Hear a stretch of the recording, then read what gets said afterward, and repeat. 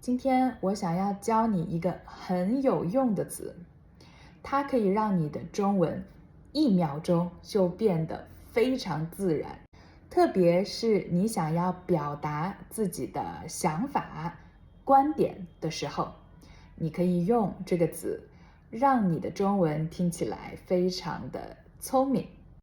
这个词就是一方面，另一方面。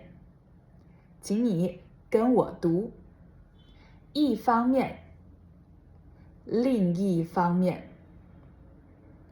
一方面，另一方面。你可以用这个词来说2个相反的情况，比如说，我要不要搬家呢？一方面，我在这里有很多朋友。另一方面，搬到大城市会有更多的机会。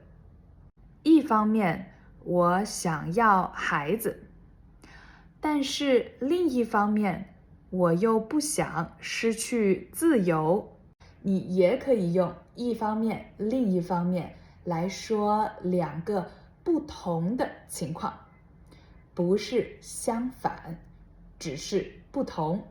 学习中文，一方面可以让我找到好工作，另一方面也可以让我了解中国的文化。再比如说，一方面吸烟对你的身体不好，另一方面对环境也有不好的影响。